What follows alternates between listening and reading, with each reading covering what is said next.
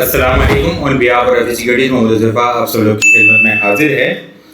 कल के negative session के बाद आज हमें एक अच्छी रिकवरी, जून क्लोजिंग, एक अच्छी पॉजिटिव मोमेंटम आज हमें बनता हुआ नजर आया।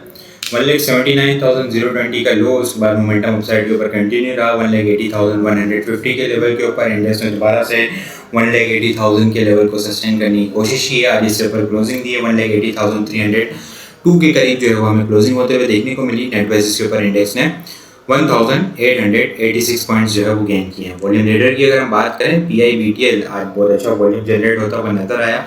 19 रुपये से पहले रेजिस्टेंस दे रहा था, आज क्लोजिंग अपसाइड के ऊपर देने में कामयाब हुआ। कोसम PSX अपर लगते हुए देखने को मिला। रिकवरी आई, PIA के अंदर बहुत अच्छी रिकवरी अपर लगते हुए देखने को मिला। हेस्कोल के अंदर भी जो सेलिंग प्रेशर था वो आज ब्रेक हुआ और मोमेंटम फिर से बहाल होता हुआ नजर आया। FFC को देखें तो टॉप पॉइंट्स कंट्रीब्यूटर में सर फेरिस है लास्ट मिनट के अंदर। खासतौर पर अगर हम देखें तो बहुत अच्छी इसके अंदर जो है वो हैवी एक्टिविटी होती हुई नजर आई है। वॉच लिस्ट में बिल्कुल इसको रखा जा सकता है।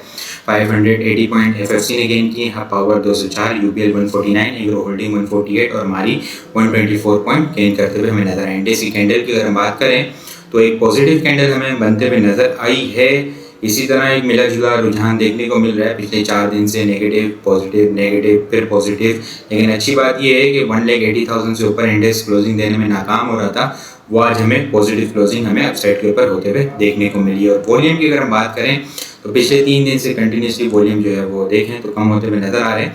KC 100 इंडेक्स में आज हम लोगों ने 296.016 मिलियन वॉल्यूम का काम देखा है। लास्ट ट्रेडिंग सेशन के अंदर हम लोगों ने 330.973 मिलियन वॉल्यूम का काम देखा था। लास्ट ट्रेडिंग सेशन के मुकाबले में अगर वॉल्यूम को कंपेयर करें तो 34.957 मिलियन वॉल्यूम हम लोगों ने कम देखें। परसेंटेज में देखें तो 28.7% वॉल्यूम हमें कम जनरेट होते हुए नजर आए हैं। इनिशियल रेजिस्टेंस की अगर मैं बात करूं तो 1,80,500 का ये लेवल है। इंडेक्स सस्टेन करता है तो फिर 1,81,500 से लेके 1,82,000 को फिर इंडेक्स जो है वो टारगेट करता हुआ नजर आ सकता है। इन केस 1,80,000 अगर ब्रेक होता है, कल इंडेक्स से नीचे रहता है तो फिर दोबारा से प्रॉफिट टेकिंग आते हुए नजर आ सकती है। लेकिन पॉसिबल चांसेस यही है कि अपसाइड के ऊपर मोमेंटम हमें कंटिन्यू होता हुआ नजर आ सकता है। आइटम को अगर हम देखें, जाल को देख लेते हैं। जाल जो है वो काफ़ी अच्छी एक्यूमुलेशन करने के बाद अब जो है वो स्टेप बाय स्टेप मोमेंटम बनाता हुआ नजर आ रहा है। ट्रेंड लाइन की स्ट्रॉन्ग सपोर्ट लेवल है, बुलिश डाइवर्जेंस है। प्राइस एक्शन के अंदर भी जो है वो अच्छी सपोर्ट लेवल है। बाइंग एंड डिप की स्ट्रेटेजी होगी। इनिशियल स्टॉप लॉस जो होगा वो 4350 से नीचे का इसका स्टॉप लॉस होगा। ब्रेकआउट पॉइंट 46 रखा जा सकता है। 46 के बाद जो है वो स्टॉक 47 से लेके 48, 40 के लेवल को इनिशियल टारगेट करेगा। उसके बाद जो है वो 50 रुपये के लेवल को टारगेट करता हुआ नजर आ सकता है। 50 रुपीज़ का लेवल जो है ना एक कंसोलिडेशन रेंज का रेजिस्टेंस लेवल है। इसके बाद ये लेवल अगर सस्टेन हो जाता है क्लोजिंग बेसिस के ऊपर तो स्टॉक जो है वो 56 और 59 के लेवल को टारगेट करता हुआ नजर आ सकता है। इनिशियल स्टॉप लॉस 4350 और फाइनल स्टॉप लॉस जो है वो 4150 का स्टॉप लॉस है। इसके अलावा अगर मैं बात करूँ पाक कतर की, तो पाक कतर भी जो है वो एक्यूमुलेशन फेज के अंदर है। और एक्यूमुलेशन फेज के अंदर पहले थोड़े दिन पहले जो इसने एक मोमेंटम बनाया, फिर जो है वो इसके अंदर दोबारा से प्रॉफिट टेकिंग ट्रिगर हुई। कंसोलिडेशन रेंज के अंदर है लेकिन बुलिश डाइवर्जेंस बनती हुई नजर आ रही है। स्टॉप लॉस के साथ 21 रुपये के अंदर जो है वो इसका स्टॉप लॉस होगा। स्टॉप लॉस के साथ इसके अंदर एंट्री ली जा सकती है। अपसाइड के ऊपर 22 रुपये 60 पैसे से लेके 23 रुपये इनिशियल टारगेट है। 23 रुपये के बाद स्टॉक जो है वो फिर दोबारा से 24 रुपये 40 पैसे और 25 रुपये 20 पैसे से लेके 25 रुपये 50 पैसे को टारगेट करता हुआ नजर आ सकता है। निशा चुनिया पावर देखें तो वो अपनी काफ़ी अच्छी सपोर्ट लेवल के ऊपर है। ट्रेंड लाइन की भी सपोर्ट लेवल है, जो इसका ट्रायंगल पैटर्न का स्ट्रॉन्ग मेजर सपोर्ट लेवल है। ट्रायंगल की ट्रेंड लाइन की सपोर्ट वो भी सपोर्ट है। प्राइस एक्शन के अकॉर्डिंग भी सपोर्ट लेवल है। बुलिश डाइवर्जेंस भी है। बाइंग ऑन डिप की स्ट्रेटेजी रखें। 62 से नीचे का स्टॉप लॉस, अपसाइड के ऊपर 68 से 70 इनिशियल टारगेट है। 70 रुपीज़ के बाद इसके स्टॉक के अंदर जो है वो एक एग्रेसिव मोमेंटम बनेगा, जो कि फिर इसके बहुत अच्छे अपसाइड के टारगेट हमें देखने को मिल सकते हैं। PIBTL को अगर हम देखें तो PIBTL के अंदर ब्रेकआउट हुआ है ट्रायंगल पैटर्न का।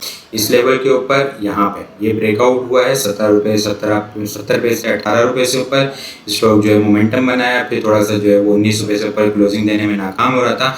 आज फाइनली विद वॉल्यूम एक अच्छी बुलिश कैंडल के साथ क्लोजिंग देने में कामयाब हुआ है। अपसाइड के ऊपर नेक्स्ट टारगेट होगा जो वो 20 रुपये का लेवल है। 20 रुपये के बाद स्टॉक जो है वो 21 रुपये और 21 रुपये 50 पैसे के लेवल को टारगेट करता हुआ नजर आ सकता है। स्टॉप लॉस जो होगा वो 70 रुपये 50 पैसे से नीचे का इसका स्टॉप लॉस होगा। काफ़ी अच्छे अपसाइड के टारगेट हैं तो इंट्री इसके अंदर बिल्कुल ली जा सकती है। एसएसजीसी के अंदर आज बड़ी ज़बरदस्त किस्म की हमें रिकवरी देखने को मिली। एक पहले ट्रायंगल पैटर्न का ब्रेकआउट हुआ था, इस लेवल के ऊपर एक अच्छा मोमेंटम बना, न्यूज़ भी थी इसके अंदर, तो इसके ऊपर न्यूज़ के ऊपर एसएसजीसी, एसएनजीपी, ईरान गैस पाइपलाइन वाली न्यूज़ के ऊपर काफ़ी अच्छा मोमेंटम बना था। फिर इसने जो है वो यहाँ से रेजिस्टेंस ली 33 रुपये 34 रुपये के दरमियान, करेक्शन ली 2-3 दिन 9 EMA के लेवल को टेस्ट किया।